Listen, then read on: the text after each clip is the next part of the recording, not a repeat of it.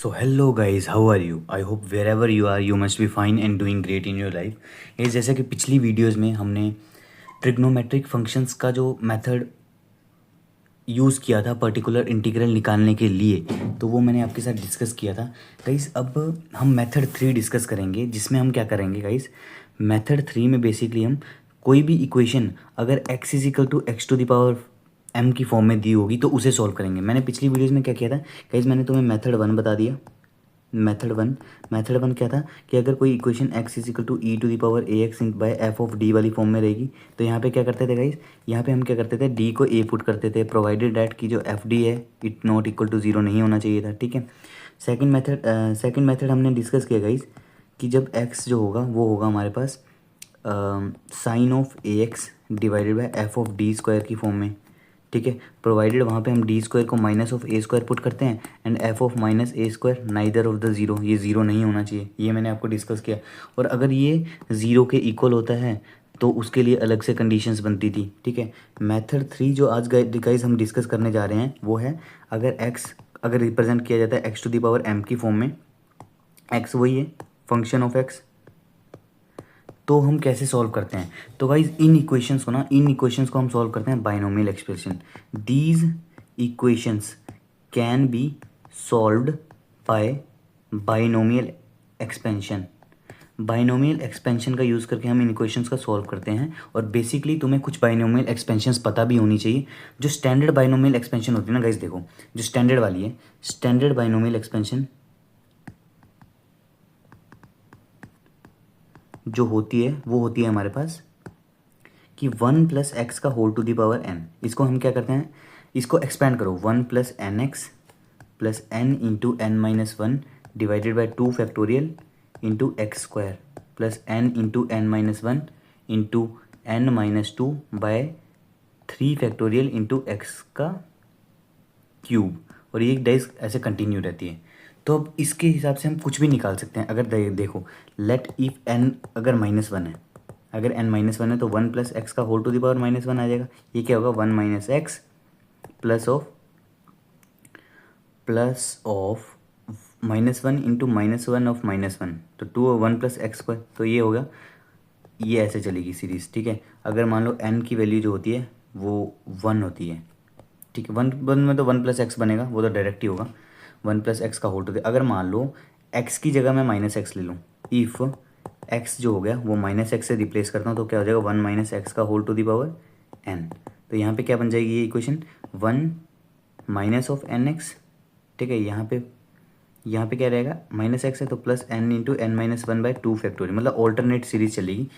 तो इसे ऐसे सॉल्व करेंगे गाइस। ये अब 3 तरीके की इक्वेशंस है गाइस, वही है, हमें ऊपर नीचे पुट करके देखना है कि कौन सी वैल्यूज़ आ रही हैं। अब गाइस कहाँ पे हम इम्प्लीमेंटेशन करेंगे और कैसे करेंगे मैं आपको बताता हूँ। अगर कोई भी इक्वेशन, इफ़ एनी इक्वेशन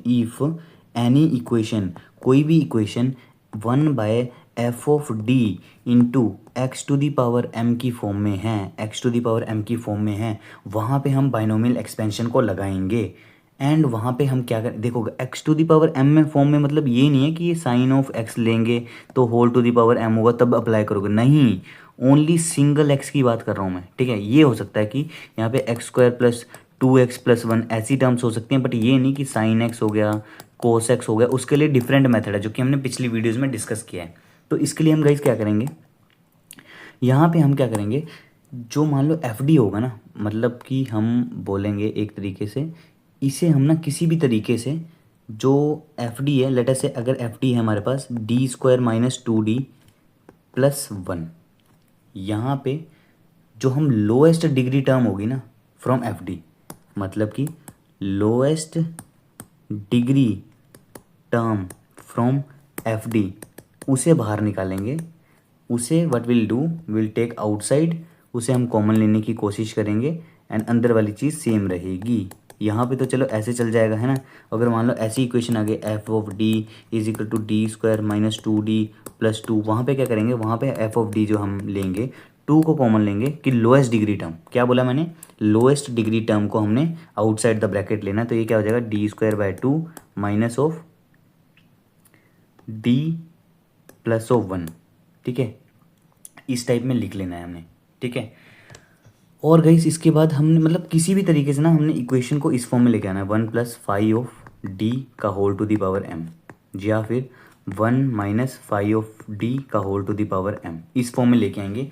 तो अगर इस फॉर्म में आ गया तो वो इस फॉर्म में इक्वेशंस बन जाएंगी, देखो ये और ये इक्वेशन सेम बन जाएगी, हाँ ये वाली। तो फिर हम बाइनोमियल एक्सपेंशन लगा देंगे। तो गाइस जो भी क्वेश्चंस आएंगे ना सारे इसी तरीके से सॉल्व होंगे। बेसिकली हम इम्प्लीमेंटेशन इसका सीखेंगे। इम्प्लीमेंटेशन बहुत ज़रूरी है कि हमने इक्वेशन लिया है कि d³ - d² -6d is equals to x² + 1।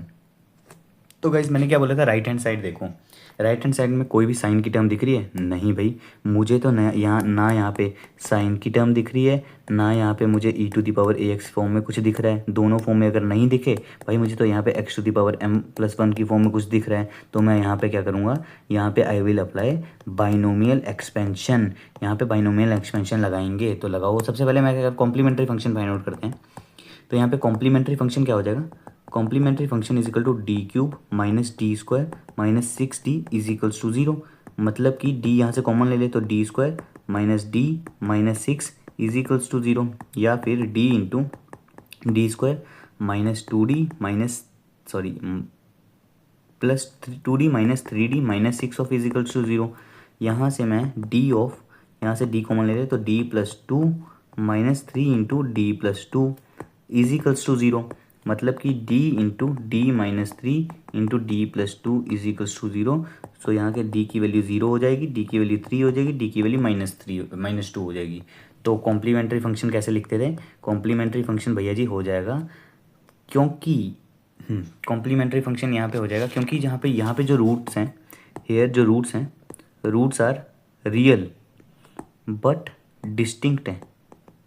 तो यहाँ पे हम लिखेंगे c1 e⁴0x + c2 e⁴3x + c3 e⁻²x। तो मतलब cf जो होगा मेरे पास वो होगा c1 + c2 e⁻3x + c3 e⁻²x। ठीक है गाइज, ये हो गया।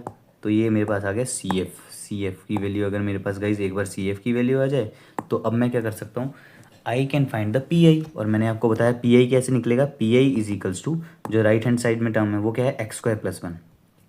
एक्स यहाँ पे हो जाएगा x² + 1 डिवाइडेड बाय क्या होगा, ये होगा, देखो guys what is divided by, ये है d³ - d² - 6d, d³ - d² - 6d।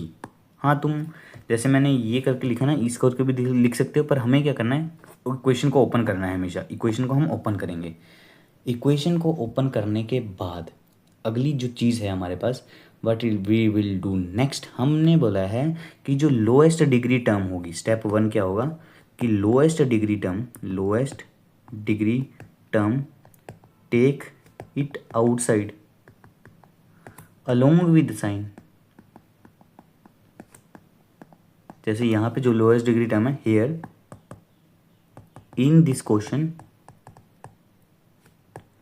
Lowest degree term is -6d। तो इसे हम बाहर लेंगे, ठीक है। अब देखो पी आई क्या बन जाएगा, x² + 1 डिवाइडेड बाय -6d को बाहर ले ले तो अंदर क्या बचेगा गाइस, देखो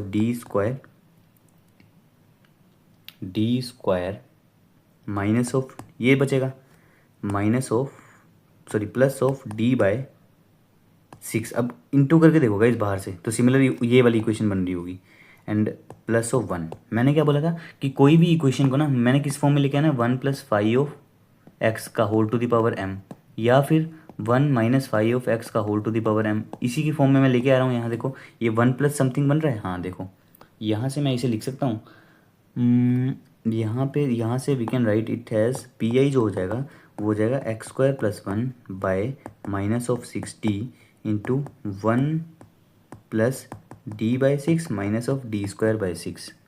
ठीक है।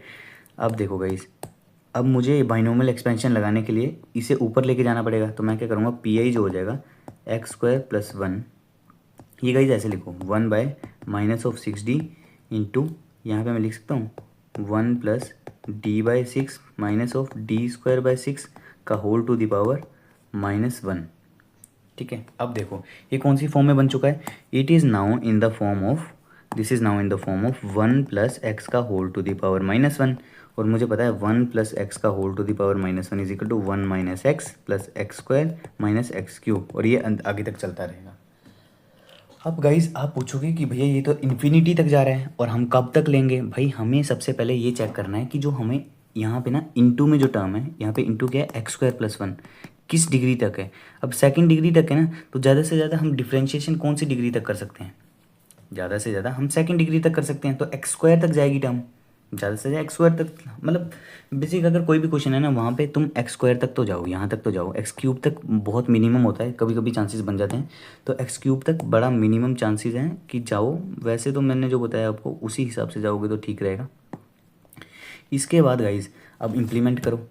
अब इसकी जगह देखो, इसकी जगह क्या दिया हुआ है, इसकी जगह दिया हुआ 1 प्लस d/6 माइनस d²/6 का होल टू द पावर -1, ये दिया है। तो यहाँ पे मैं क्या लिखूँगा, 1 माइनस एक्स की जगह है ना, ये एक्स है, तो ये क्या है, d/6 minus of d²/6 plus of d/6 minus of d²/6 का होल स्क्वायर। बस यहीं तक जाएंगे गाइज हम। देखो अब इसका एक्सपेंशन करो। अब इसे गाइज मैं ऐसे लिखता हूँ, पी आई जो हो जाएगा मेरे पास वो हो जाएगा -1/6d into 1 minus d/6 minus of d²/6 plus d/6 minus of d²/6 का whole square x square plus 1।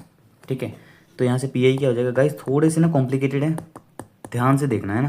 तो यहाँ पे मैं अंदर ना एक बार इसे सॉल्व करता हूँ, तो ये क्या हो जाएगा, 1/d-6 plus of d²/6 plus d²/36 plus of d⁴/36 minus 2d³/36 x square plus 1। Like terms एक जगह ले लो, तो पी आई क्या हो जाएगा, -1/6d। तो यहाँ से लाइक टर्म्स क्या हो जाएंगी, 1 तो एक कांस्टेंट है तो 1 लिखो, और यहाँ पे देखो d वाली टर्म्स ले ले, तो d वाली टर्म एक ही है, तो -d/6 एंड d² वाली। देख गाइस मैं d⁴ क्यों नहीं ले रहा, d⁵ वाली क्यों नहीं टर्म्स नहीं लूँगा, कि भाई देखो अगर मैं 2 बार ही डिफ्रेंशिएशन कर दूँ एक्स स्क्वायर का, तब क्या बनेगा, 2 बार, एक तो एक बार करने से 2x एंड सेकंड बार करते 2। अगर उससे अगली बार मैं d³ जाऊँगा, d³ तो 0 ही आएगा, d⁴ भी 0 आएगा, तो फिर इसको लेने का कोई फ़ायदा ही नहीं है, तो मैं इसको इग्नोर कर रहा हूँ। ठीक है, तो यहाँ पे बचेगा क्या, यहाँ पे बचेगा प्लस, इन दोनों को ले लो, ये क्या हो जाएगा, 36 6d² plus d² into x square plus 1।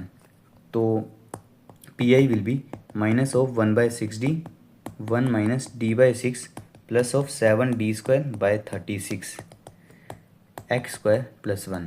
अब गाइज इसे अंदर ले लो टर्म को, तो पी आई क्या हो जाएगा, -1/6d।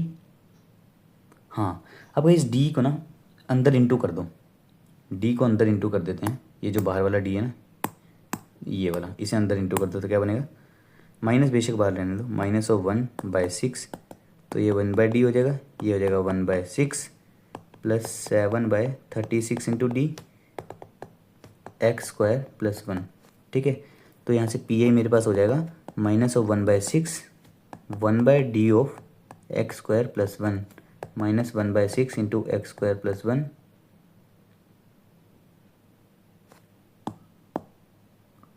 एंड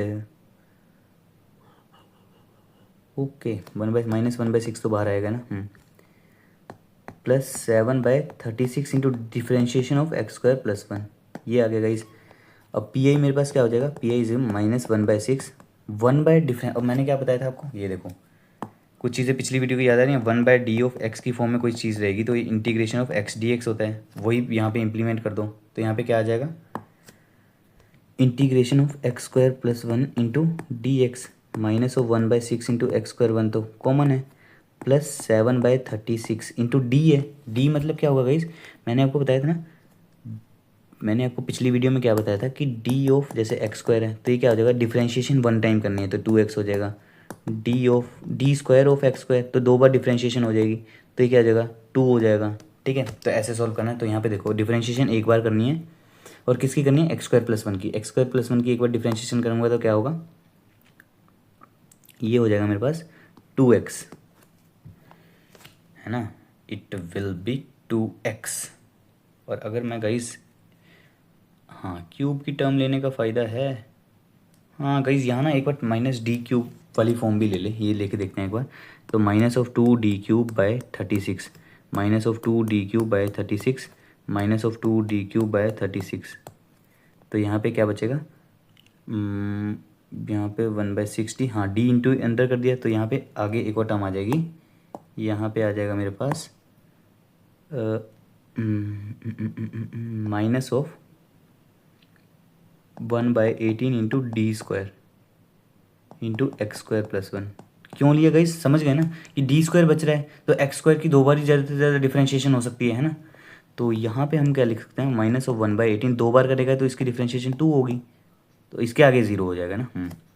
तो ये क्या हो जाएगा, PI = -1/6 इंटीग्रेशन करूँगा तो x³/3 + x -x²/6 -1/6 + 7/18 into x -1/9, या फिर इसे 2/18 लिख ले।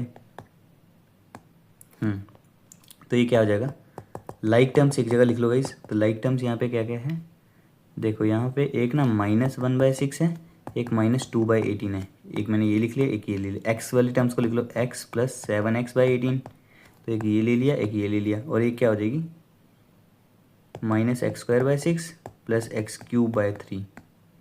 ठीक है, ये हो गया। तो PI क्या हो जाएगा मेरे पास, -1/6, इसका वो ले ले।